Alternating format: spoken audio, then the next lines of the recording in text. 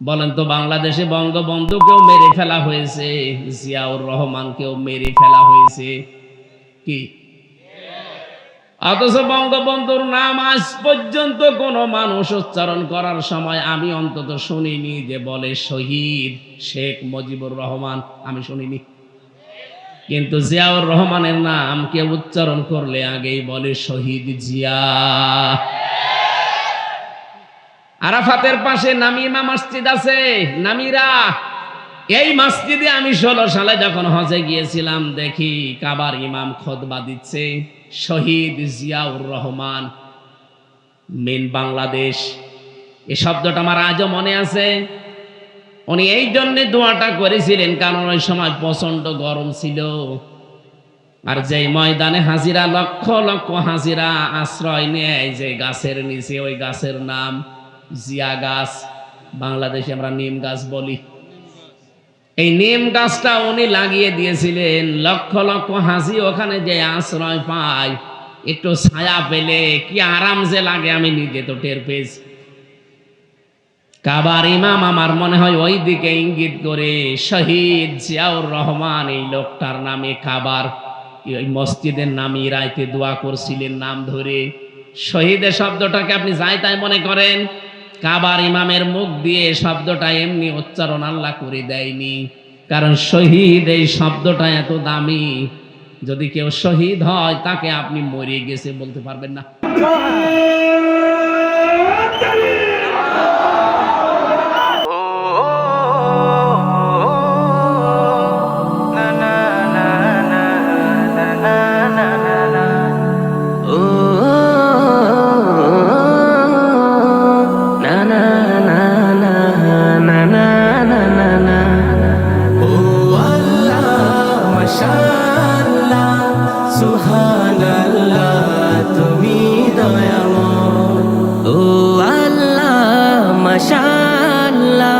সুবহানাল্লাহ, তুমি দয়াময়। এই দুনিয়ায় তোমারই কথায়, তোমার ইশারায় জানি সবই হয়। ও আল্লাহ মাশাআল্লাহ, সুবহানাল্লাহ, তুমি দয়াময়। ও আল্লাহ। কালিয়াকৈর বাজার কেন্দ্রীয় জামে মসজিদের উদ্যোগে পঞ্চম বাৎসরিক তাফসীরুল কোরআন মাহফিলের স্বনামধন্য সভাপতি আমার আরাফাতের ভাই আলহাজ আব্দুর রহমান তারা মিয়া, প্রধান অতিথি শ্রম বিষয়ক সহ সম্পাদক কেন্দ্রীয় কমিটি বিএনপি ও ভারপ্রাপ্ত সাধারণ সম্পাদক বাংলাদেশ শ্রমিক কল্যাণ ফেডারেশন কেন্দ্রীয় কমিটি, বিশিষ্ট রাজনীতিবিদ সমাজসেবক মাজলুম জননেতা জনাব মোহাম্মদ হুমায়ুন কবির খান দামাত বারকাতুহুমুল আলিয়া, বলেন আমিন। সম্মানিত অতিথিবৃন্দ, আমন্ত্রিত অতিথিবৃন্দ, অনেক মানুষের নাম দিয়েছেন আপনারা। এমনিতে রাত হয়ে গেছে, আমি জামি পড়েছিলাম, আর একটা অনুষ্ঠান ছিল, সেগুলো শেষ করে ডাক্তার দেওয়ান সালাউদ্দিন বাবু বড় ভাই ছিলেন আমার সাথে আজকে, আপনাদের আশুলিয়া সাভারের কৃতি সন্তান। ওনার সাথে অনুষ্ঠানটা শেষ করে আসতে দেরি হয়ে গেছে, রাস্তায় জাম। এখানে আমি 9টায় ওঠার কথা, 1-1.5 ঘন্টা আপনারা যে ধৈর্য সহ্য নিয়ে বসে আছেন, আল্লাহ রাব্বুল আলামিন পুরাটা ফল যেন পরিপূর্ণ দান করেন। মঞ্চে বসা ওলামায়ে কেরাম, সামনে বসা মুসলমান ভাইরা, পর্দার আড়ালের সম্মানিতা মা এবং বোনেরা, প্রশাসনের ভাইরা, প্রাণ প্রিয় কালিয়াকৈরবাসী, আল্লাহর দরবারে শুকরিয়া জানাই। আলহামদুলিল্লাহি আলা কুল্লি হাল, সর্ব অবস্থায় শুকরিয়া কার? যে অবস্থায় ছিলাম, উনি 100টা মামলা ফেস করেছি, চিন্তা করতে পারেন। আমার সাথে এই 3 বছর অন্ধ প্রকোষ্ঠে আমি যে কারাগারে কাটিয়ে আসলাম, আমার মাত্র 2টা মামলা ছিল, তাই আমার মাজা বাঁকা হয়ে যাচ্ছে, আর ওনার 100টা। আমি একজনকে পেয়েছিলাম বিএনপির বড়গোনায় বাড়ি, উনি বলছিল ভাই আমার মামলা 313টা।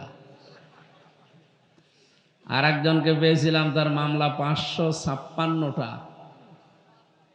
মনে মনে ভাবতাম ওনাদের কথা শুনে যে আল্লাহ, এ কবে জামিন নেবে, কবে বের হবে, আর কবে হাজিরা দেবে। কি করেছিল বলেন তো জালেমরা। জুলুমের একেবারে সর্বশেষ সীমানা, সে পর্যন্ত ওরা চলে গেছে। আমার মনে হয় এর পরে আর কোনো সীমানা ছিল না, এই জন্যে আল্লাহ ধরিস। আল্লাহ রাব্বুল আলামিন বলেন, হাত্তা ইদা ফালাম্মা নাসু মা যুক্কিরু বিহি ফাতাহনা আলাইহিম আবওয়াবা কুল্লা শাই। ৭ নাম্বার পারা ১২ নাম্বার পৃষ্ঠার প্রথম নাম্বার লাইনের ৪৪ নাম্বার আয়াতের প্রথম অংশে আছে, তাফসিরে ফি জিলালিল কোরআনে পাবেন। আল্লাহ পাক বলেন, ওরা যখন ভুলে গেল আমি আল্লাহর নিয়ামতের কথাগুলো, আমি তাদেরকে যে বিশাল নিয়ামত দিয়েছিলাম, এ ক্ষমতা, এটা কিন্তু নিয়ামত। এটা কি? এই যে স্বাস্থ্য ভালো থাকা, সুস্থ থাকা, এটাও নিয়ামত। কি কথা বলে না কেন? আল মালু ওয়াল বানুনা জিনাতুল হায়াতিদ দুনিয়া। মাল সম্পদ, সন্তান সন্ততি, জমি জায়গা, অর্থ সম্পদ, প্রভাব প্রতিপত্তি, এগুলো সব নিয়ামত। আল্লাহ বলেন, নিয়ামত পাওয়ার পরে মানুষ যখন আমাকে ভুলে যায়, তখন আমি একটা কাজ করি, ঢিল দেই। আবওয়াবা কুল্লা শাইইন, যত দরজা আছে তার জন্য কল্যাণের, ও চর্মচোখে মনে করে এর ভেতরে কল্যাণ আছে, এই জন্য যত দরজা আছে সবগুলো আমি আল্লাহ ওর জন্য খুলে দেই। ও চর্মচোখে কল্যাণ দেখতে পাই। ব্রিজ থেকে টাকা কালেকশন করা, বাজার থেকে টাকা কালেকশন করা, বিভিন্ন তালিকা করে করে টাকা কালেকশন করা, এরকম বহু জায়গা ওর জন্য আমি আল্লাহ খুলে দেই। এই দেশে 15.5 বছর এইটা চলেছে। আপনি তাকান, যতগুলো জায়গা ছিল সব জালেমরা দখল করে রেখেছিল। ফাতাহনা, এখানে ফাইল বা কর্তা সরাসরি আল্লাহ নিজে। আল্লাহ বলেন, আমি খুলে দিয়েছি তাদের জন্য আবওয়াবা, বাবের বহু বচন আবওয়াব, কুল্লা শাইইন, যত দরজা ছিল। এই জন্য অনেকে দেখলাম কেউ যেন গান বেজেছে, আগে কি সুন্দর মাল কামাইতাম আমরা।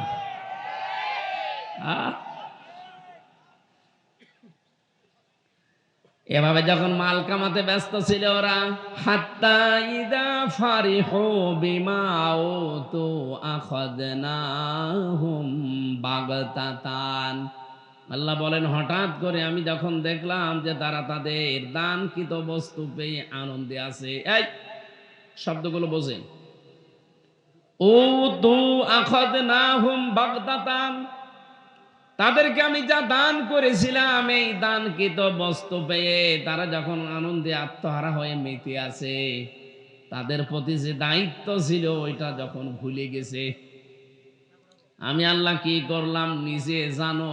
ভালো করে মনে করেন, আল্লাহ নিজে করছেন। এখন যদি মনে করেন হুজুর এই আয়াত কখন নাযিল হয়েছে, 1500 বছর আগে, অথচ মিলে যাচ্ছে এখন।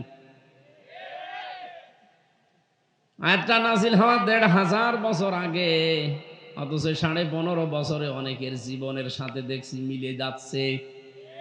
আখাযনাহুম বাগতাতান, আমি আল্লাহ নিজে তাদেরকে আকস্মিক ভাবে ধরলাম। এটা বাংলার জনগণ শুধু ধরেনি, আল্লাহ নিজেও ধরেছেন। এই কারণে দেখেন 5 মিনিট সময় চেয়েছিল, তাও দেয়নি। কেন? ওই যে আয়াতে আছে বাগতাতান, আকস্মিক ভাবে আল্লাহ ধরেছে। 5 মিনিট বলেছিল জনগণের উদ্দেশ্যে একটা বক্তব্য লিখবো, আল্লাহ বলেন না, তাও হবে না। এতটুকু না, বাড়ির খাবার রান্না করা ছিল দুপুরের, তাও আল্লাহ জালেমকে খেতে দেয়নি। এতটুকু শেষ করেছেন আল্লাহ, ফাইদা হুম মুবলিসুন। আল্লাহ বলেন, যখনই ধরেছি তখন সে হতাশ হয়ে গেছে। শুধু সে না, মুবলিসুন বহু বচন, তার অনুসারী যত আছে। আপনি তাকান, সারা দেশের দিকে অবস্থা কিন্তু একই। এই আয়াতের তাফসীর আপনি আরেকটা আয়াতে পাবেন, যেহেতু এখানে অনেক আলেম বসে আছে। আমি আজকে তাফসীর করব কোরআন বিল কোরআন, এক আয়াতের তাফসীর আর এক আয়াত দিয়ে। এটা সূরা নমলে পাবেন, 20 নাম্বার পারা, 19 নাম্বার পারা, 20 নাম্বার পৃষ্ঠা 7 নাম্বার লাইনের 52 নাম্বার আয়াতের প্রথম অংশে আছে। আল্লাহ পাক বলেন ফাতিলকা বুয়ুতুহুম খাবিয়াতাম বিমা যালামু। যারা এখানে আলেম আছে গ্রামার বোঝে, আল্লাহ যেন এভাবে আঙ্গুল দিয়ে দেখাচ্ছেন এই সেই ঘরগুলো। কে বলছে?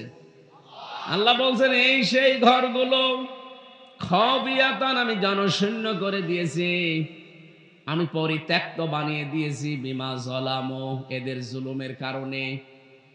আপনি আগস্টের 5 তারিখের পর থেকে সারা দেশে তাকান, জালেমদের বাড়ি ঘর যা ছিল সব মাটির সাথে মিশে গেছে। আপনাদের গাজীপুরে আমি জানি না, আমার কুষ্টিয়া হানিফের বাড়ি দেখতে যান, পায়খানার প্যান পর্যন্ত খুলে দিয়ে চলে গেছে।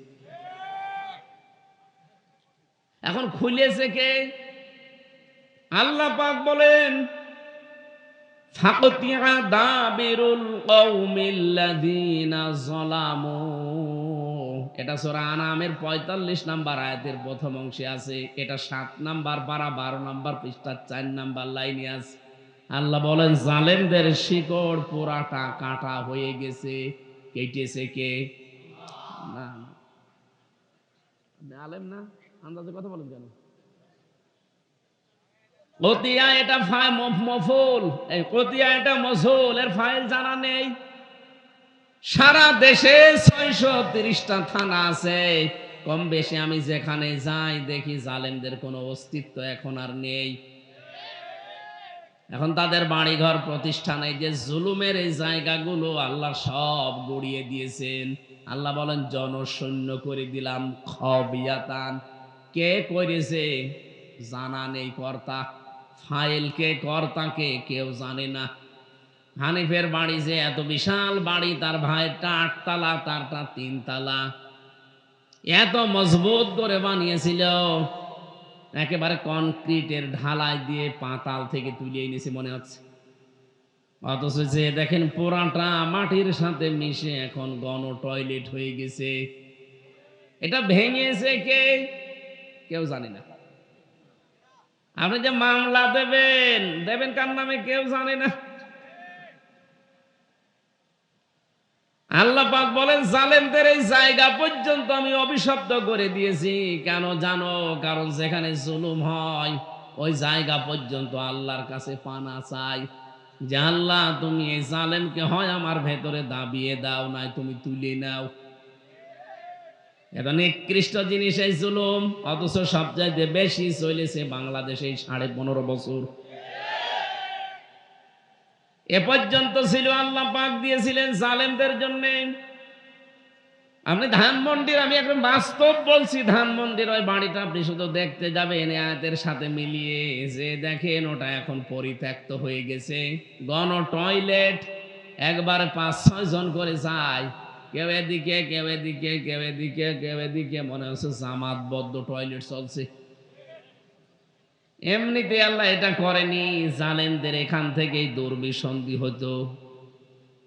কাকে সকালে ধরিয়ে দেবেন, কার নামে মিথ্যা মামলা দেবেন, মিথ্যা সাক্ষী দিয়ে তার জীবন নষ্ট করবেন, কাকে গুম করবেন, খুন করবেন, আয়না ঘরে রাখবেন, সব ওখান থেকে আসতো। কথা বলেন না কেন? এমনি এত বড় দামি জায়গাটা আল্লাহ এভাবে করে দিল। এরকম দামি জায়গা আমি আর একটা পেয়েছিলাম কাবার পাশে, আবু জেহেলের বাড়ি। আমি কাবা শরীফ তাওয়াফ করে উপরে গেলাম, যে দেখি পেটে ব্যথা করে। এক পুলিশকে ডাক দিয়ে বললাম ইয়া আখি তাআল, ভাই এদিকে আসেন। কাছে আসার পরে ওর ভাষা দিয়ে জিজ্ঞাসা করলাম যে আমার এতক্ষণ তো ভালোই লাগছিল, হঠাৎ আমার পেটে ব্যথা করছে, কারণ কি? এখানে কোনো ফার্মেসি আছে আশপাশে? আমারে বলছে ইয়া হাজি ওল হজ্জা তাই না বিলাদুকা, ও হাজি দেশ কোথায়? যে তুমি বাংলাদেশ, বাংলাদেশ থেকে এসেছি। আমারে বলছে হাজি আপনি জানেন না এটা কোন জায়গা? না তো। আবু জেহেলের বাড়ি। আপনি এখনো পায়খানা না করে দাঁড়িয়ে আছেন, তাড়াতাড়ি করেন। এইটা কোরআন শরীফ আমার সামনে, পায়খানা করি দেখি পেটের ব্যথা আমার ভালো হয়ে গেছে। আল্লাহ যেন আমাকে জানাতে চায়, হামজা এত কষ্ট করে ৬,০০০ কিলোমিটার দূর থেকে আসলে আর ওই শয়তানের বাড়ি পায়খানা না করে চলে যাবা, তাড়াতাড়ি করো। আমার তো মনে হচ্ছে কালের আবর্তনে এই বাংলাদেশেও যারা জুলুম করেছে জনগণের উপরে, তাদের বাড়ি ঘর আল্লাহ ঠিক জনগণের জন্য জাতীয় টয়লেট বানিয়ে দেবেন। এ পর্যন্ত ছিল জালেমদের, এর পরেরটা আমাদের। পরেরটা বলবো না, আবার নিজের গায়ে লাগবে না তো। ইন্না ফি যালিকা লাআয়াতাল লিকাউমিন ইয়ালামুন। আল্লাহ পাক বলেন, এখানে তাকিদ দিয়েছেন, লামে তাকিদ। অবশ্যই এর ভেতরে শিক্ষা আছে যে মানুষগুলো জ্ঞানী নিজেকে দাবি করে তাদের জন্যে। আমরা একেবারে পাগল ছাগল না, আমাদের অন্তত জ্ঞান যেহেতু আছে, আমাদের শিক্ষা নেওয়া লাগবে। জালেমদের এত বড় শিকড় যদি আল্লাহ কেটে ফেলতে পারেন, তাও কে কেটেছে জানা নেই। আগামীতে যারা চেয়ারে বসবেন তারা যেন জনগণের উপরে জুলুম করবেন না। যদি কেউ সামনে বসে জুলুম করে 5 বছর পরেও তাদের বাড়ি আল্লাহ কিন্তু শ্মশান বানিয়ে দিতে পারে। এই জন্য আমরা সাবধান। আমার ভাইরা, আজকের এই মাহফিলটা শুধুমাত্র মুসলমানদের জন্য না, দল মত জাতি বর্ণ ধর্ম নির্বিশেষে সবার জন্য। হাদা বায়ানুল লিন্নাস ওয়া হুদা ওয়া মাউইযাতুল লিল মুত্তাকিন। সূরা আলে ইমরানের 138 নম্বর আয়াতে আছে, রব্বুল আলামিন বলেন, হাদা এইটা, বায়ানুন বর্ণনা বক্তব্য, লিন্নাস মানুষের জন্য। কোন মানুষ? জীবিত মানুষ। কোন মানুষ? এখানে আল্লাহ লাম শব্দ দিয়েছেন। যারা আরবি বোঝে দেখবেন লাম শব্দটা 13টা অর্থে ব্যবহার হয়। এর অন্যতম অর্থ লাম ব্যবহার করা হয় জীবিত মানুষদের জন্যে। অথচ 15.5 বছরে আমরা দেখেছি জীবিত মানুষদেরকে কোরআনে কারীম শোনানো কত কঠিন ছিল। কথা বলে না কেন? 14 জায়গায় পারমিশনের সিস্টেম করে দিয়েছিল। একবারে বলতে পারে না 96% মুসলমানের দেশে যে কোরআন আমরা শুনতে দেব না, বলতে দেব না, তাহলে আবার হিতে বিপরীত হয়ে যাবে। যাতে মাতাল হলো তাহলে ঠিক ছিল। একজনকে নাকি দেখতাম, সে বউ খুব কিলাতো। বউ একদিন বলছে, তুমি যে জোরে থাপ্পড় আমারে লাগাও, এত জোরে কিল মারো, আমারে কি রাখবা না? ও বলছে, কিলের ওজন দেখে টের পাও না? কোরআন শরীফ শুনতে দেব না, বলতে দেব না, এই কথা বলে নাই। এমন সিস্টেম চালু করেছিল যে 14 জায়গায় পারমিশন নেওয়া লাগবে। 13 জায়গায় আপনি নিতে পেরেছিলেন, 14 নাম্বার জায়গায় যে যদি আপনি বলেন যে অ ক ম, ওনার কাছে যে বলবে না, হবে না, ওরস দেন। আমি নিজে দেখেছি এই কালিয়া করে যিনি দায়িত্বে ছিলেন, অ ক ম, বাকিটা আমি জানি না। একজন আমাকে বলছে যে অ ক ম মানে অকর্মা, নাউজুবিল্লাহ আস্তাগফিরুল্লাহ, থক্কু। আসলে একটা অকর্মা। আপনি বলেন, আপনাদের এখানে দাঁড়িয়ে আমি এমনি বলছি না, আসলে একটা অকর্মা। মুক্তিযোদ্ধার তালিকা করেছে, জামাত ইসলামের মাত্র নাম দিয়েছে 37 জন, আর আওয়ামী লীগের নাম দিয়েছে 1060 জন। ওটা অকর্মা না?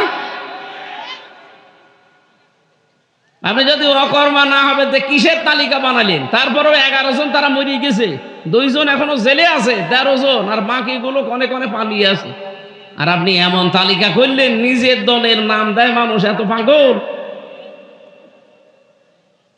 এই জন্য এরকম অকর্মাকে দায়িত্ব দেওয়া ঠিক হয়নি। এরকম ভালো মানুষ দেখে দায়িত্ব দেওয়ার দরকার ছিল, যে অন্তত বিএনপির 10,000 নাম তালিকা করে দিত। কথা বলে না কেন? আওয়ামী লীগের করতো 2 জন, তাও সন্দেহজনক। কথা বলছে না? আমার ভাইরা, যে 14 জায়গায় পারমিশনের যে সিস্টেম আপনি করেছিলেন, আমার আল্লাহ কিন্তু একেবারে সরাসরি দেখিয়েছেন। 1500 বছর আগে কোরআন প্রসারে বাধা দিত আবু জেহেল, আর 1500 বছরে আমরা পরে দেখলাম 90 আবু জেহেলরা বাধা দিয়েছে। এই জন্য আমরা এটা শুধুমাত্র জীবিত মানুষদেরকে শোনাতে চাই। আজকের যারা আয়োজক, আপনি জিজ্ঞাসা করেন তো ওনারা মরা মানুষকে শোনাবে বলে আয়োজন করেছে বলেন? অথচ এই দেশের সিস্টেমই ছিল এইটা যে মানুষ মরে গেছে, কোরআন পড়েন, অসুবিধা নেই। যে এমপি, মন্ত্রী, ডিসি, এসপি, টিওনো, ওসি, মেম্বার, চেয়ারম্যান, মেয়র যারা বাধা দিত আপনি দেখতেন, ওই নেতার ওই দায়িত্বশীলের বাবা মরে যাক আমারে ডাক দিয়ে বলতো হুজুর কোরআন পড়ে দিন। আরে ভাই আপনার বাপ তো মরে গেছে, এখন পড়ে করব কি? ও যতদিন জীবিত ছিল ততদিন পড়লে কাজ হইতো। কথা বলে না কেন? আজকে আমরা শোনাতে চাই এই কোরআনকে মরা মানুষকে না জীবিত মানুষকে? আমার আজকের তেলাওয়াতকৃত আয়াত থেকে 15টা শিক্ষা আমরা বের করব কোরআন দিয়ে। 6টা জিনিসের প্রতি আল্লাহ বলেন আমি তামাম দুনিয়ার মানুষের ভেতরে আসক্তি তৈরি করে দিয়েছি, আর এই আসক্তিগুলো যদি আকর্ষণকে বিকর্ষণে পরিণত করে জীবন চালাতে পারে, 3টা পুরস্কার আমি তার জন্য ঘোষণা দিয়েছি। যাদের জন্য 3টা পুরস্কার দিলাম তাদেরকে এই পৃথিবীর জমিনে 6টা গুণ অর্জন করা লাগবে মরণের আগে। 6টা 12টা আর এদিকে 3টা কত হয় বলেন বলেন? আমরা তাফসীর মাহফিলে তাফসীর আকারে এই 15টা পয়েন্টের উপরে কোরআন আর হাদিস দিয়ে কথা বলবো ইনশাআল্লাহ। হ্যাঁ, কোরআনের উপদেশ কাদের জন্য? আল্লাহ বলেন হুদান ওয়া মাউইযাতান, পথ দেখাবে, উপদেশ গ্রহণ করতে পারবে এখান থেকে লিল মুত্তাকিন, যে মানুষগুলো সতর্ক, ভদ্রলোক, মুত্তাকি। আমরা মুত্তাকি মনে করি এরকম বিশাল জুব্বা গায়ে দিয়ে, এরকম পাগড়ি একটা মাথায় দিয়ে, দুনিয়ার কোনো খেয়াল নেই, শুধু আল্লাহ আখিরাত নিয়ে আছে, এরকম মানুষকে আমরা মুত্তাকি মনে করি না। মুত্তাকি শব্দের শাব্দিক অর্থ হচ্ছে সচেতন। কি বলেন তো? আরো জোরে বলেন। 2 নম্বরে মুত্তাকি মানে যোগ্য। মুত্তাকি মানে কি? আপনাকে যোগ্যতা অর্জন করা লাগবে। আর 1628টা চেয়ার ছিল বাংলাদেশে, যোগ্যতা সম্পন্ন মানুষগুলো ওই জায়গায় যেতে পারে নাই। যদিও অনেক চেয়ারে যোগ্যতা সম্পন্ন মানুষ ছিল, কিন্তু মানুষগুলোর সৎ ছিল না। এই কারণে দেশটার 12টা বেজেছে। আমি আজকে সারাদিন বিআরটিএ অফিসে ছিলাম। কাওয়া কাকু যে এখান থেকে কত টাকা মারিং কাটিং করেছে, ওখানে অফিসাররা বলছিল আজকে যে মানুষ না, ওরে যদি 100 বার জবাই করা হয় তারপরও আমার গায়ে ঝাল মেটবে না। যেখানে 51 লাখ টাকা উনি হিসাব দিলেন, একটা প্রকল্প, একটা কাজ আছে যে এই কাজটা 51 লাখ টাকা হলে হয়, সেখানে ও 267 কোটি টাকা ওই জায়গা থেকে মারিং কাটিং করেছে। 51 থেকে যদি 267 কোটি টাকা মারিং কাটিং হয়, ভালো ভালো তাহলে বড় বড় প্রজেক্ট যেখানে বলেন মেগা প্রকল্প নাম দিয়ে মেগা ডাকাতি হয়নি? ওরা পদ্মা সেতু বানিয়ে বিশাল নাম করে, 32,000 কোটি টাকা খরচ ওইটা, অথচ এক দরবেশ ও 36,000 কোটি টাকা চুরি করেছে। তারপরেও যারা বানিয়েছে এখন তারা প্রমাণ করছে যে এই ব্রিজ বানাতে 32,000 কোটি না, 32,000 কোটি হলে এরকম 4টা ব্রিজ বানানো যায়। এই 15.5 বছরে প্রতি বছরে ওরা 42,000 কোটি টাকা শুধু পাচার করেছে। কেউ বেগম পাড়া, কেউ সাহেব পাড়া, কিন্তু আল্লাহ ধরেছে ওইভাবে থাকতে দেয় না কাউকে। আমি এই যে মালয়েশিয়া ছিলাম কয়েকদিন আগে, বেগম পাড়া না, এখানে সাহেব পাড়া বানিয়েছে শয়তানরা, কিন্তু থাকতে পারে না। আমি যে হোটেলে উঠি দেখি হোটেলের নিচে 2 জন চা খাচ্ছে। কি গো, এখানে হুজুর আগেই পালিয়েছে। কেন? সাহেব পাড়ায় থাকবেন না? না, ওখানে থেকে মায়ের খাবো। বাংলার জনগণ এখানেও আছে, ও ঘর তালা লাগানো, ওখানে যদি আমাদের দেখতে পাই পিটিয়ে ভর্তা বানিয়ে ফেলবে। কি করলেন? অবৈধ টাকাগুলো পাচার করে।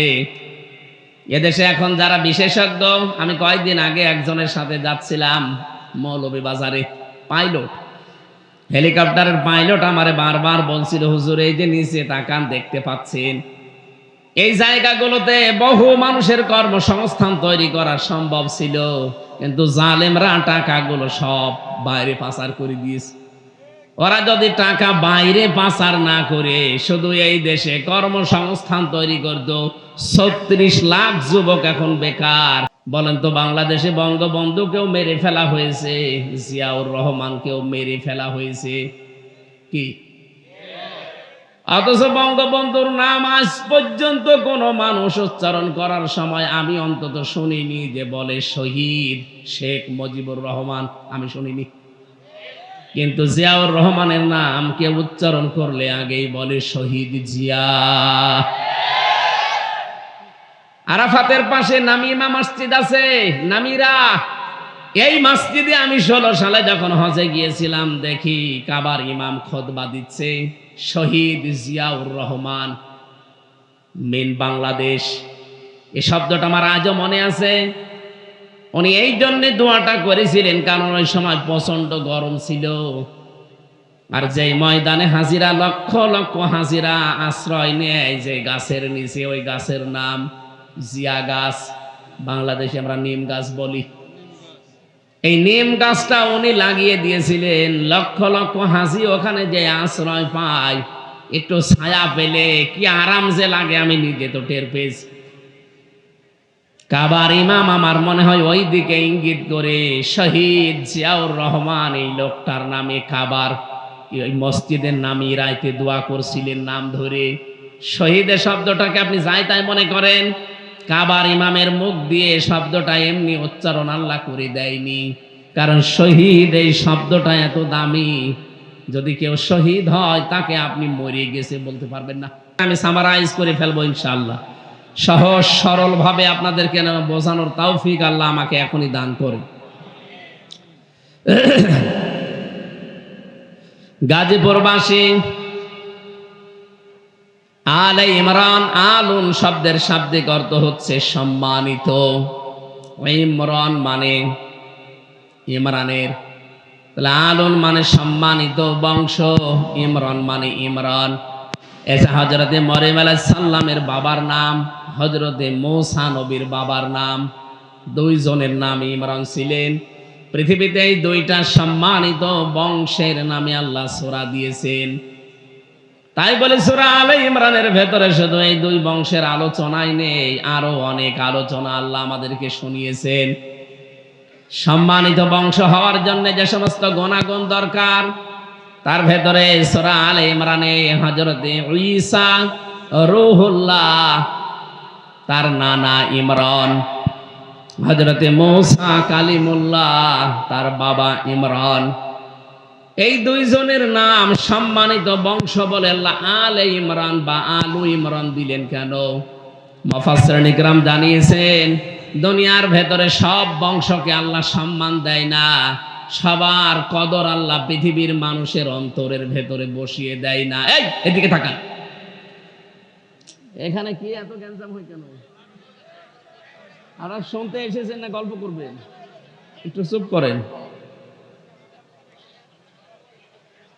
মুরব্বী একটু পিছিয়ে নেন তো, এটা একটু পিছিয়ে দেন তো, হালকা পিছিয়ে দেন, হালকা। হ্যাঁ হ্যাঁ, বস বস, ঠিক আছে।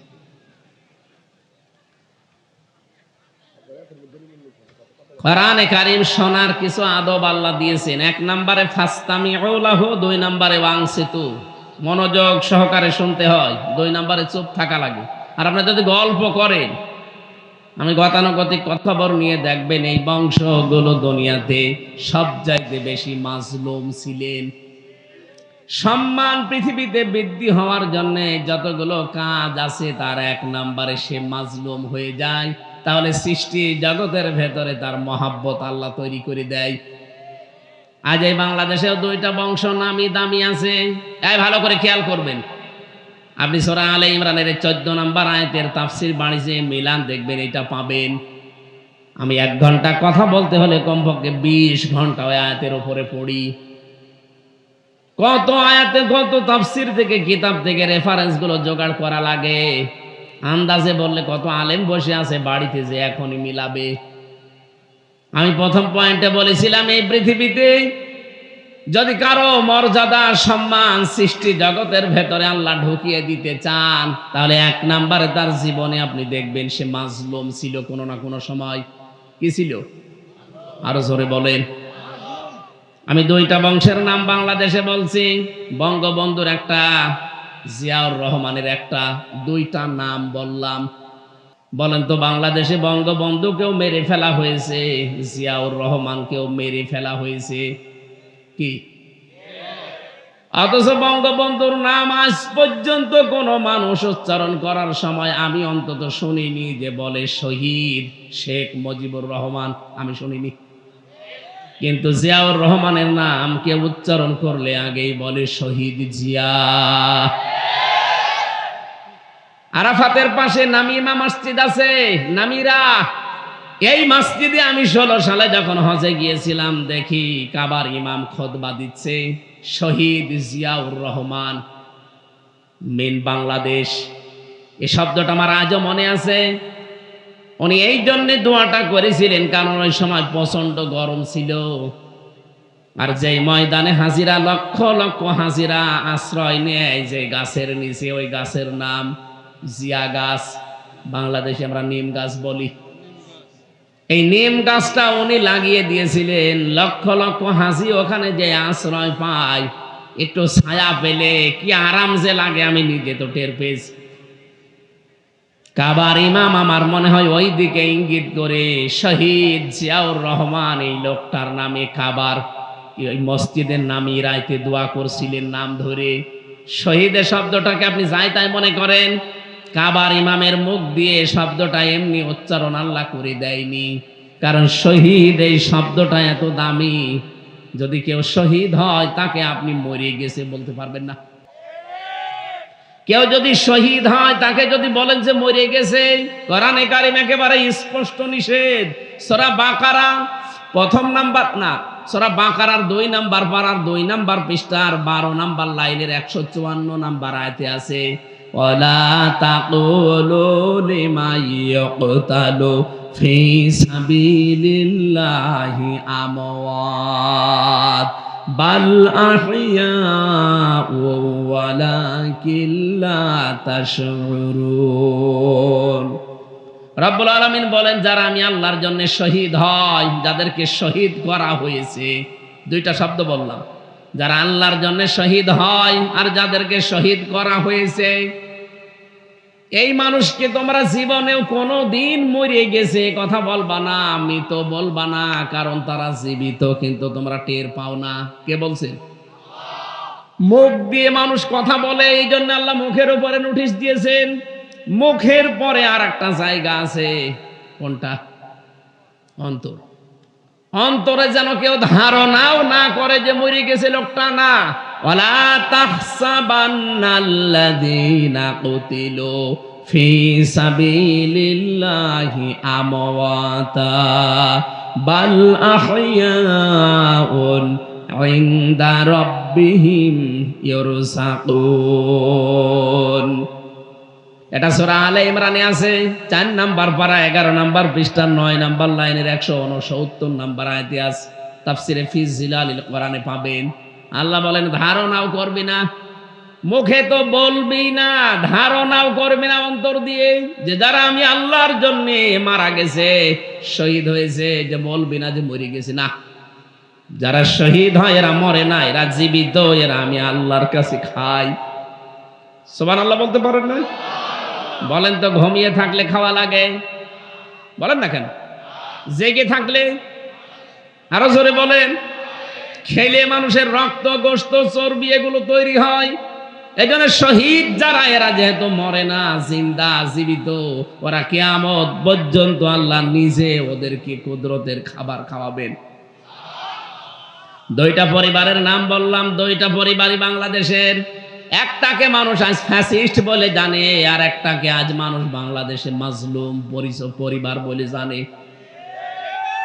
এমন মাজলুম ছিল, আপনি তাকান, মারা গেছে লোকটা কতদিন আগে, শহীদ হয়ে গেছে, তাকে শহীদ করা হয়েছে। তার বিধবা স্ত্রীকে এক কাপড়ে পর্যন্ত অনেকে হিংসার বশবর্তী হয়ে বাড়ি থেকে বের করে দিয়েছে। তার একটা ছেলেকে যন্ত্রণা দিয়ে মেরেই ফেলেছে, আর একটাকে তো প্রবাসেই পাঠিয়েছে, নির্বাসনে আছে। এই জন্য মাজলুম যারা এই পৃথিবীতে, তাদের প্রতি সৃষ্টি জগৎ একটা আলাদা ভালোবাসা আল্লাহ তৈরি করে দেয়। এই দুই পরিবার আপনি স্বামী, বাকি পরিবারের কথাগুলো বাদই দিলাম, এই দুই পরিবার আপনি সামনে রাখেন আর বাংলার 18 কোটি জনগণকে সামনে রাখেন। আমার মনে হয় 100 জনের 96 জন অন্তত এই মাজলুম পরিবারটার প্রতি তাদের আসক্তি পেশ করবে, ভালোবাসা, মহাব্বত, মায়া, এইটা আগ্রহ পেশ করবে। আর 100 জনের হয়তো 4 জন হয়তো ওই পরিবারকে বলবে না, এইভাবে মারা ঠিক হয়নি, অন্যভাবে মারার দরকার ছিল।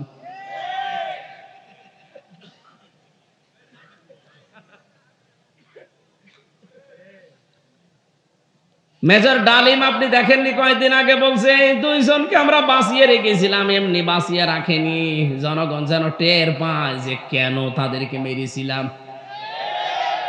আমি কি বেশি বলে ফেললাম? এই 2 জনকে যদি ওই সময় আল্লাহর কাছে পাঠিয়ে দিত তাহলে এই 2732 জন মানুষ মরে যেত না, 2780 জন মানুষ হাসপাতালের বেডে কাতরাতো না। এক কথা বলছে না কেন? কত মানুষকে গুম করা, খুন করা, বিশেষ করে আয়না ঘরে রাখার মতো এই দৃশ্য পৃথিবী দেখতো না। আমি নিজেও 10 দিন ছিলাম আয়না ঘরে, মিনি ছোটটাই, বড়টায় আমাকে নিয়ে যায়নি। আমি ছোটটায় টের পেয়েছি যে কি আযাব দেয়। ছোটটায় যদি অবস্থা হয় তো বড়টায় কি হয় আপনি নিজেই বলেন। আপনি যে বলেন যে কি হয়েছে যে আপার পালিয়ে যাওয়া লাগলো, আরে ভাই আপনার উপর তো হয়নি, যদি 100 ভাগের 1 ভাগও হয়তো আপনার উপরে, আপনি টের পেতেন।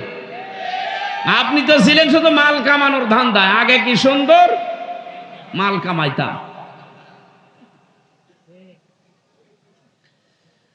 আমি এখান থেকে 27টা বিষয় পেয়েছি তাফসিরে। কোন মাজলুম যদি সত্যি, কোন মানুষ যদি মাজলুম হয়ে যায়, রব্বুল আলামিন এই তথ্যটা সূরা মারিয়াম 16 নম্বর পারা 11 নম্বর পৃষ্ঠার 1ম নম্বর লাইনে 96 নম্বর আয়াতে পাবেন। ইন্নাল্লাযীনা আমানু ওয়া আমিলুস সালিহাতি সায়াজআলু লাহুমুর রাহমানু বুদ্দা। বলেন আল্লাহু আকবার। যেহেতু আমার তাফসিরের বিষয় না, আমি যেখানে পড়েছিলাম ওখান থেকে বার আরম্ভ করছি। আজকে এই 15টা জিনিস কিন্তু নিয়ে যাওয়া লাগবে। 6টা জিনিসের উপরে আল্লাহ বলেন তামাম দুনিয়ার মানুষের আমি আসক্তি তৈরি করে দিয়েছি, ভালোবাসা, মহাব্বত, আকর্ষণ, সুশোভন। এখান থেকে যদি মানুষ কন্ট্রোল করতে পারে এই 6টা বিষয়কে, আপনি এই 6টা বিষয় ছাড়া চলতে পারবেন না। কিন্তু এই 6টা বিষয় পরিমিত ব্যবহার করা লাগবে, তাহলে 3টা পুরস্কার আল্লাহ নিজে দান করবে। আর আল্লাহ যাদের ওই 3টা পুরস্কার দেবে তাদের এই দুনিয়াতে মরণের আগে 6টা গুণ অর্জন করা লাগবে। কোরআন থেকে জেনে আজকে আমল করা আরম্ভ করবো ইনশাআল্লাহ। 1 নম্বরে মানুষের আকর্ষণ, ভালোবাসা, সুশোভন, আসক্তি। আল্লাহ বলেন প্রথমে আমি তৈরি করে দিলাম স্ত্রীর উপরে। কার উপরে? নবীজি এজন্য আয়াতের ব্যাখ্যা করতে গিয়ে বলেন, এই এদিকে তাকান। আল্লাহর নবী বলেন আমার কাছে তামাম দুনিয়ায় 3টা জিনিস প্রিয়। 1 নম্বরে আমার নিজের স্ত্রী। কার স্ত্রী? আমার নিজের স্ত্রী। আমাদের কাছেও স্ত্রী ভালো লাগে, তবে নিজেরটা বাদ দিয়ে অন্যেরটা। এরকম মানুষ দেশে নেই? এখানে কত আল্লাহর ওলি বসে আছে, পাশের বাড়ির ভাবির সাথে উনি লাইন লাগিয়েছে। বিবাহিত মেয়েদের সাথে যারা লাইন করেন এই মুহূর্তে তওবা করেন, কারণ জীবনও আপনি তার স্বামী ছেড়ে না দিলে বিয়ে করতে পারবেন না, আর সারা জীবন আপনি আফসোস করে মরবেন। এই জন্য যারা বিবাহিত মেয়েদের সাথে লাইনে আছেন, মোবাইল নাম্বার এখনই ডিলিট করা লাগবে। কারা কারা করবেন হাত তোলেন তো দেখি, কার সাথে লাইন আছে আপনার মোবাইলটা দেন, দেন। মুখে দাড়ি নিয়ে লাইন করো না, নাউযুবিল্লাহ। এই কোন ভাবির সাথে লাইন আছে আপনার? না, এখানে অনেকে এরকম আছে, আপনি হাত না তুললেও আমি জানি। পরকীয়া প্রেমে যারা আসক্ত আছেন তাদের 3টা ক্ষতি হবে, যা জীবনেও পোষাবে না। 1 নম্বরে চেহারার উজ্জ্বলতা নষ্ট হয়ে যাবে। 2 নম্বরে আপনার রিজিক আল্লাহ কমিয়ে দেবে। 3 নম্বরে মরণের সময় ঈমান পাবেন না, বেঈমান হয়ে মারা যাবেন। এরপরও যদি কেউ পরকীয়া প্রেম বন্ধ না করেন, আপনি লিখে নিতে পারেন যে আপনি জাহান্নামের দিকে একেবারে 180 মাইল বেগে দৌড়াচ্ছেন। এটা ছেড়ে দেওয়া যায় না। এত আসতে বলছেন, তার মানে এই এলাকায় মনে হয় হচ্ছে। যারা আছেন, শয়তান কিন্তু খুব বেশি বেশি আপনাকে টার্গেটে নিয়েছে, কারণ ও জাহান্নামে নেওয়ার জন্য আর কোনো রাস্তা লাগবে না। যারা বিবাহিত মেয়েদের সাথে এই লাইন করে একবার কোনো অন্যায় কাজে জড়িয়ে পড়ে, তাদেরকে মেরে ফেলা ছাড়া তার শাস্তি নেই। শয়তান তো সাকসেস হবে ওই জায়গায়। এই জন্য আমরা এক্ষুনি থেমে যাব। যারা এরকম লাইনে আছেন, আল্লাহকে ভয় করে এই মুহূর্তে নাম্বারগুলো ডিলিট করে দিন। যত নাম্বারে কল দিই ওই মহিলা, না আমি আর ধরবো না। রাজি আছেন আপনারা? যারা যারা রাজি আছেন তারা হাত তোলেন। তোলেন না কেন, অসুবিধা নেই, তোলেন। হ্যাঁ, আলহামদুলিল্লাহ, এলাকায় যাক, আলহামদুলিল্লাহ চলছে এই কাজ। নবীজি জানিয়েছিলেন, আমার কাছে আমার স্ত্রী ভালো লাগে। হ্যাঁ, আমার স্ত্রী ভালো লাগার পেছনে কারণও ছিল। হযরতে উম্মে সালমা রাদিয়াল্লাহু তাআলা আনহা বলেন, আমার স্বামী যখন বাইরে থেকে আসবে একটু সংবাদ পেয়েছি, তাড়াতাড়ি করে নিজের শরীরকে পরিষ্কার করলাম, পবিত্র করলাম। নিজের বিছানার চাদর তুলে ফেলে ময়লাটা পরিষ্কার চাদর বিছালাম। আশপাশের মেয়ে লোকরা এসে বলছে, কি সালমা, কে আসবে এত আজকে, এত সাজগোজ, এত সুন্দর কাপড় চোপড়? হযরতে সালমা বলেন, পৃথিবীর শ্রেষ্ঠ মেহমান আমার স্বামী আসবে। নবীজি এই কারণেই বলেছেন আমার স্ত্রী আমার কাছে ভালো লাগে।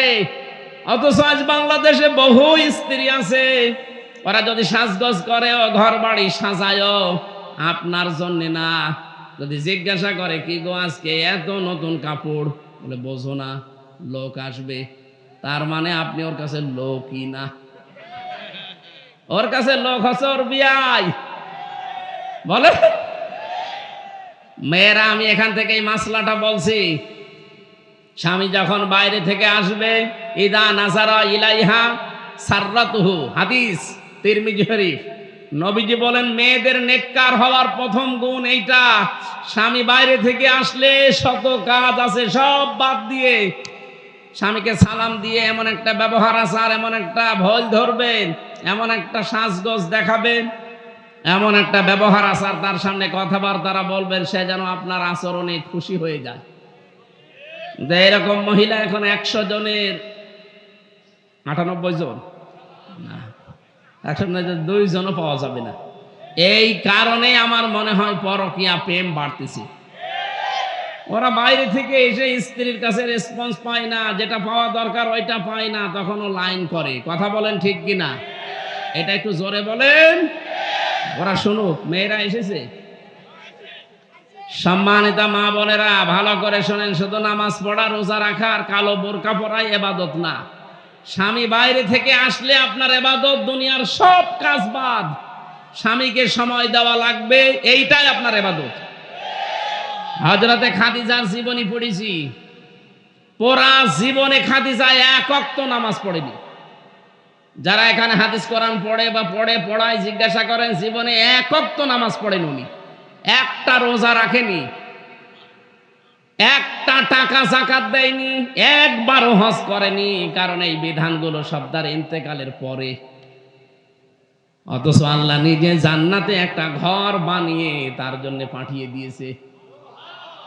জিবরাইলকে বলেছে, এই ঘরটার সুসংবাদ আমার নবীর মাধ্যমে খাদিজাকে জানাও, যে একটা নয়েজ মুক্ত, আওয়াজ মুক্ত একটা ঘর আমি বানিয়েছি, যে ঘরে খাদিজা ছাড়া কেউ যেতে পারবে না। ফেরেশতা জিজ্ঞাসা করে, রব্বুল আলামিন, এই ঘরটার ভেতরে কোনো আওয়াজ নেই, নয়েজ নেই, শুধুমাত্র খাদিজা ছাড়া কেউ যেতে পারবে না, কারণ কি? নবীজি বলেন, আমার খাদিজা, আমার নবী মুহাম্মদ রাসূলুল্লাহ তার স্বামীর জন্য তার ঘরটাকে নয়েজ মুক্ত, আওয়াজ মুক্ত রাখতো। আপনিও যদি আপনার স্বামীর জন্য আপনার ঘরটাকে নয়েজ, আওয়াজ মুক্ত রাখতে পারেন, আশা করা যায় খাদিজাতুল কুবরার সাথে আপনিও জান্নাত পাবেন। আর বাইরে থেকে এসে ঘরে ঢুকতে দেরি মনে হয় একটা জাহান্নামে ঢুকলাম, নাকি বেশি বলে ফেললাম? 2 নম্বরে নবীজি বলেন, আমার কাছে ভালো লাগে সুগন্ধি। আমাদের কাছেও সুগন্ধির চাইতে আমার মনে হচ্ছে অনেকের কাছে দুর্গন্ধ ভালো লাগে বেশি। এই জন্যই তো বিড়ি খাই, নাকি এসেলায় বিড়ি নেই? আমি বিড়ির বিরুদ্ধে কিছু বলতে চাই না, কারণ আমি আকিজ গ্রুপে চাকরি করি, বেশি বললে চাকরি চলে যাবে। তারপরও আমি স্যারকে বারবার বলেছি এটা ছেড়ে দেন, উনি বলছে আমি চেষ্টা চালাচ্ছি। ও অনেক ছেড়ে দিয়েছে, এখন আর ওনাদের তরফ থেকে বিড়িটা বানানো হচ্ছে না। ওইটা আমেরিকার টোবাকোর কাছে প্রায় কত হাজার কোটি টাকা দিয়ে বিক্রি করে এখন জিনিস বানায় খাবারে। আল্লাহ যেন এই ধারাটা অব্যাহত রাখে। ওনারা এখন চেষ্টা চালাচ্ছে খাবার বানানোর। বিড়ি যারা খান, হয়তো আপনাদের এলাকায় তো তৈরি হয় না, এগুলো তৈরি হয় কুষ্টিয়া, চুয়াডাঙ্গা, যশোরে। আমরা দেখেছি এই তামাকগুলো যখন রোদে দেয় শুকাতে, কুকুরে বিড়ালে এ পায়খানা করে, প্রসাব করে, ওটা ঝাড়া দিয়ে দিয়ে প্যাকেট করে পাঠিয়ে দেয়। যতই ঝাড়া দেওয়া হয় মশলা কিন্তু লেগেই থাকে। কথা বলছেন না কেন? আপনি যে শোক টান দিচ্ছেন, জিনিস কিন্তু ভালো না। এখানে আমার মনে হয় এটা ছেড়ে দেওয়া ভালো। পৃথিবীর একটাই মাত্র খাবার আছে যার গায়ে লেখা থাকে যে আমাকে খেলে ক্যান্সার হয়, এরকম লেখা নেই। এরপরও যদি কেউ না ছাড়তে পারেন, এটা আপনার ব্যর্থতা। দুর্গন্ধ কোনো জিনিস যেন আপনার কাছে না আসে। 3 নম্বরে নবীজি বলেন আমার সবচাইতে বেশি প্রিয় হচ্ছে নামাজ। কি? বাংলার মুসলমানেরা যেহেতু 96% মুসলমান এই দেশে, এই জন্য আমি নামাজের কথা খুব বেশি বলি না, কারণ যে লোকটা নামাজ পড়ে না ও আর মুসলমান থাকে না। কোন মানুষ যদি নামাজ, ফরজ নামাজ ছেড়ে দেয়, আল্লাহ পাক বলেন আমি নিজে ওর দায়িত্ব ছেড়ে দে। কোন বাবার দায়িত্বে থাকবেন আপনি? কোন নেতার দায়িত্বে থাকবেন আপনি? আল্লাহ যদি আপনার দায়িত্ব ছেড়ে দেয়, আপনি জানেন আপনার পেছনে 19টা ফেরেশতা কাজ করছে। 24 ঘন্টা আপনি যে চলাফেরা করেন, ঘুমান, 19টা ফেরেশতা আপনার পেছনে লেগে আছে আপনাকে সাহায্য করার জন্যে। রব্বুল আলামিন বলেন একদিন যদি বলি যে ওর দায়িত্ব নেওয়ার দরকার নেই, এ দুনিয়ায় আপনি সঠিকভাবে থাকতেও পারবেন না। সে আল্লাহ বলছেন নামাজ যখন বান্দা ছেড়ে দেয়, ফরজ নামাজ বিশেষ করে, আমি আল্লাহ নিজে ওর দায়িত্ব ছেড়ে দেই। যতদিন এই দেশে রাষ্ট্রীয়ভাবে নামাজ কায়েম না হয়, আমরা মুসলিম দাবি করলে জীবন চলে গেলেও নামাজ ছাড়বো না। রাজি আছেন না আপনারা? ওয়ামর আহলাকা বিসসালাতি ওয়াসতাবির আলাইহা লা নাসআলুকা রিজকা নাহনু নারযুকুকা ওয়াল আকিবাতু লিত্তাকওয়া। সূরা তাহার 132 নম্বর আয়াতে আছে, আল্লাহ বলেন হে নবী, পরিবারস্থ লোকদেরকে নামাজের আদেশ দেন আর আপনি নিজেও নামাজের উপর অটল থাকেন। রিজিক আপনার কাছে আমি চাই না, বরং রিজিক আপনাকে আমি আল্লাহ দান করি। শুভ পরিণাম যারা মুত্তাকি তাদের জন্য অপেক্ষা করছে। কত মানুষ আমরা দোহাই দেয় যে নামাজ পড়বো, কোন সময় কাজ করে শেষ করতে পারি না। আরে ভাই, আপনার চাইতে কাজ হযরতে তালহা ইবনে জুবাইরের কম ছিল না। আপনার তো পোশাক আশাকের অভাব হয় না। তালহার জীবনী পড়লাম, ওনার মাত্র একটা পোশাক ছিল, তারপরেও তিনি ফরজ নামাজ ছেড়ে দেননি। সুবহানাল্লাহ বলতে পারেন না? কিয়ামতে ওনাকে যখন আপনার সামনে দাঁড় করাবে, আপনি লাজবাব হয়ে যাবেন। যারা বলে আমরা সাংসারিক কারণে নামাজ পড়তে পারি না, আল্লাহ তোমাকে সেজদা দিতে পারি নাই, আপনার সাংসারিক কাজ কি বিবি রহিমার চাইতেও বেশি করেন আপনি? যে মানুষগুলো বলে সন্তানাদির যন্ত্রণায় ঝামেলায় নামাজের সময় পায় না, আপনার ছেলে মেয়ে কয়টা? হযরতে ইয়াকুবের সন্তান ছিল 11টা। কয়টা বলেন? আপনি তো তার চাইতে বেশি সন্তানের মালিক। সুতরাং দুনিয়ার কোন দোহাই দিয়ে ফরজ নামাজ বাদ দেওয়া যাবে না। আজকে থেকে এই সিদ্ধান্ত নিয়ে বাড়ি যাবেন, যতদিন অন্তত এদেশে রাষ্ট্রীয়ভাবে নামাজ কায়েম হলে তখন আর ওয়াজ করা লাগবে না, আপনি বাধ্য হবেন নামাজ পড়তে। নামাজ না পড়লে তখন আপনাকে ধরে হয় পিটাবে, নাই 12 বছর জেলে রেখে দেবে, এমনি নামাজ পড়বেন। এই জন্য যতদিন কায়েম না হয়, নিজে এবং পরিবারস্থ লোক, আমার আন্ডারে যারা চলে, এই মানুষগুলোকে আমরা চেষ্টা চালাবো অন্তত ফরজ সেজদা যেন কেউ ছেড়ে না দেন।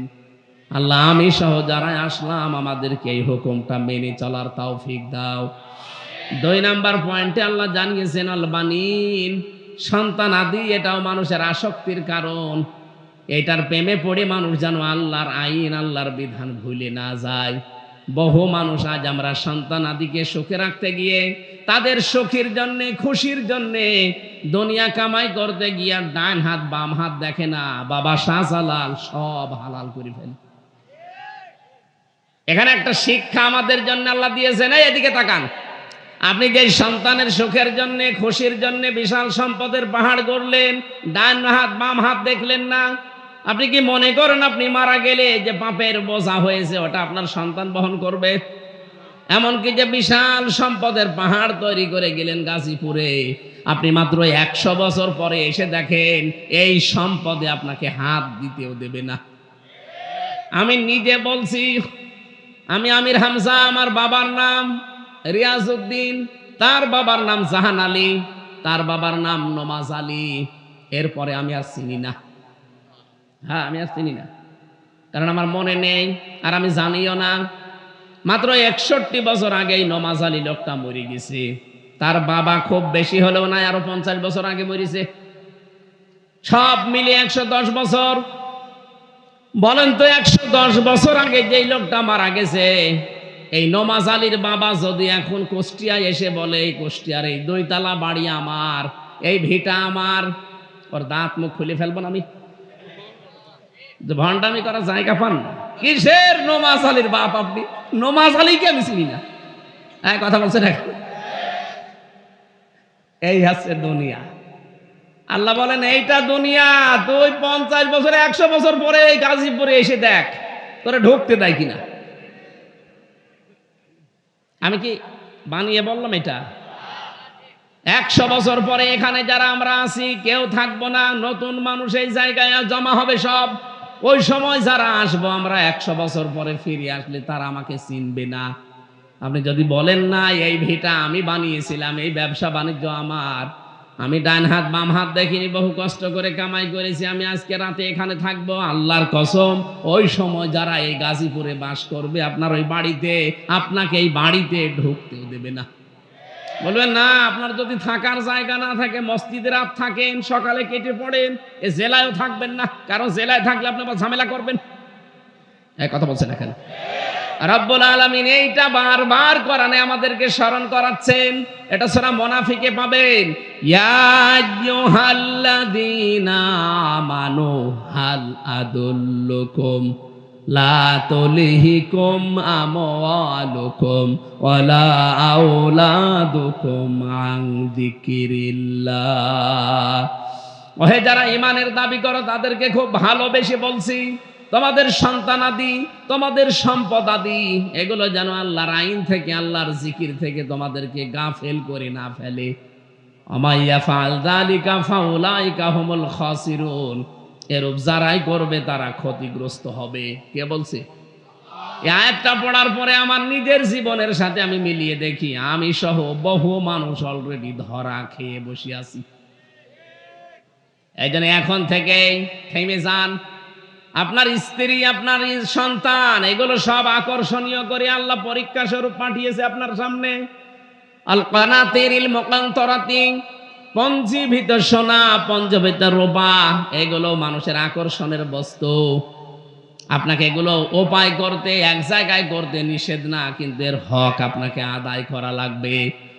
রব্বুল আলামিন বলেন, আল খাইলিল মুসাব্বামা, যানবাহন হিসাবে ঘোড়ার নাম যদিও এখানে আছে, শুধু ঘোড়া না, যত সুন্দর সুন্দর বাহন আছে এই বাহনের প্রতি আল্লাহ মানুষের আকর্ষণ তৈরি করে দিয়েছেন। আল আনআম, গবাদি পশু পাখি, আল হার্স, জমি জায়গা ক্ষেত খামার। কিছু মানুষের নেশায় শুধু জমি কেনা, বৈধ হোক অবৈধ ওগুলো দেখা দেখি নেই, শুধু জমি জমি। কথা বলেন না কেন? এই যে আকর্ষণ মানুষের তৈরি করে দিয়েছে। আরে ভাই, জমি কেনা নিষেধ না, কিনতে কিনতে এমন কিনা ঠিক না যে আপনার একাই 1060 বিঘা হয়ে যাবে। এই বাংলাদেশে আমি একজনের পেয়েছি, একাই জমি কিনেছে, এই 5.5 বছর এমপি ছিল, এই শেষের টার্মে, শেষের দিকে এসে 3 বছর না 2 বছর না 7-8 দিন না কতদিন সময় পেয়েছিল, আর ওইদিকে 5 বছর। ওই বড়গোনার ওই লাইনে, পটুয়াখালী বড়গোনা, 1060 বিঘা জমির মালিক একটা লোক।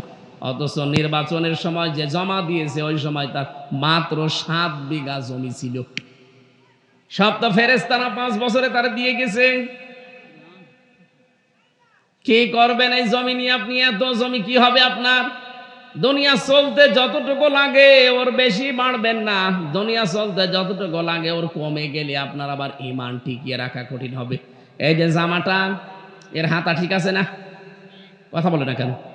এটা যদি আমি এই পর্যন্ত দেই, মানুষ বলবে এর তার কাটা। আর এটা যদি এইভাবে এই পর্যন্ত রাখি, মানুষ বলবে তাও তার কাটা। এই জন্য জামাটা ঠিক আছে, দুনিয়াও ঠিক এইভাবে চলা লাগবে, যতটুকু না হলে না ততটুকু। বেশিও করা যাবে না, কম করলে আপনি ঈমান রাখতে পারবেন না। তখন আবার এই আকাশের চাঁদ দেখেই মনে হবে এইটাই মনে হয় রুটি। রব্বুল আলামিন বলেন, এই যে 6টা জিনিসের নাম তোমাদের সামনে বললাম, এগুলো কিন্তু সব ভোগের বস্তু। যালিকা মাতাউল হায়াতিদ দুনিয়া। এগুলো কিসের বস্তু? এগুলো সব ভোগের বস্তু। আল্লাহু ইনদাহু হুসনুল মাআব। আমি আল্লাহর কাছে এর চাইতে উত্তম জিনিস আছে। কি জিনিস আছে আমি কি তোমাদেরকে শোনাবো এবার? কুল আউনাব্বিউকুম বিখাইরিম মিন যালিকুম লিল্লাযিনা তাকাউ ইনদা রাব্বিহিম সুবহানাল্লাহ আলহামদুলিল্লাহ। বাতাস দিন, যা আছে তাই দিয়ে দেন। সুবহানাল্লাহ আলহামদুলিল্লাহ লা ইলাহা, সুবহানাল্লাহ আলহামদুলিল্লাহ লা ইলাহা ইল্লাল্লাহ মুহাম্মাদুর রাসূলুল্লাহ। গাজীপুরবাসী, আল্লাহ আয়াতে জানাতে চেয়েছেন তোমরা যদি এই 6টা জিনিসকে পরিমিত ব্যবহার করতে পারো দুনিয়ায়, আমি তোমাদেরকে এর চাইতে উত্তম জিনিসের সংবাদ শোনালাম। সেটা 1 নম্বরে লিল্লাযিনা তাকাও। দুনিয়া যারা তাকওয়া অর্জন করে, পরহেজগারি অর্জন করে চলতে পারবে, তাদের জন্য আমি একটা বাগান বানালাম। তাজরি মিন তাহতিহাল আনহার, যার তলদেশ দিয়ে নদী আর নহর প্রবাহমান থাকবে। বলেন সুবহানাল্লাহ। আল্লাহ এইটার জন্য আমরা এখন চেষ্টা চালাতে চাই। 2 নম্বরে ওয়াজওয়াজুম মুতাহহারা, পবিত্র স্ত্রী আল্লাহ তোমাদের জন্য রেডি করছেন। রিদওয়ানুম মিনাল্লাহ, 3 নম্বরে আমার আল্লাহ নিজে তোমাদের উপরে রাজি হয়ে যাবেন। এই যে 3টা পুরস্কারের কথা বললাম, একটা বাগান, পবিত্র স্ত্রী আর আল্লাহর সন্তুষ্টি, এটা কি বিশ্বাস হয় না নেই? বিশ্বাস হয় না? এই দুনিয়ার মতো সর্বনিম্ন যাকে আল্লাহ জান্নাত দান করবেন, এই দুনিয়ার মতো 10 দুনিয়ার সমান। সুতরাং তামাম দুনিয়ায় যে 6টা জিনিসের নাম আল্লাহ বললেন, সত্যি যদি আমরা ব্যবহার পরিমিত এবং সংশোধন হয়ে করতে পারি, এই 3টা পুরস্কার আল্লাহ পাক তাদের জন্য রেডি করে রেখেছেন। আল্লাযীনা ইয়াকুলুনা রাব্বানা ইন্নানা আমান্না ফাগফির লানা যুনুবানা ওয়া কিনা আযাবান্নার। এখন এই 3টা পুরস্কার পাওয়ার জন্য মরণের আগে ধরে 6টা গুণ অর্জন করা লাগবে। 1 নম্বরে সব সময় বলবে, রব্বুল আলামিন তুমি আমাকে ক্ষমা করে দাও। এটা আমাদের জীবনে আছে? নেই। নবীজি নিষ্পাপ ছিলেন, আগে পেছনের সব কিছু তার মাপ ছিল, তারপরও প্রতিদিন তিনি 100 বার করে ক্ষমা চাইতেন আল্লাহর কাছে। আপনি 24 ঘন্টায় কয়বার চেয়েছেন? এই জন্য আমি সহ যারা এখানে আছি, দুশ্চিন্তা, এই যে শব্দটা বললাম, কি চিন্তা? এটা কম বেশি আমাদের আছে না নেই? এটা থেকে মুক্ত হওয়ার জন্য একটা আমল 24 ঘন্টার যখনই সময় পাবেন মনে আসলেই পড়বেন আস্তাগফিরুল্লাহ, আস্তাগফিরুল্লাহ। আমার আল্লাহ বলেন এইটার জন্য আমি তো দুশ্চিন্তা দূর করব।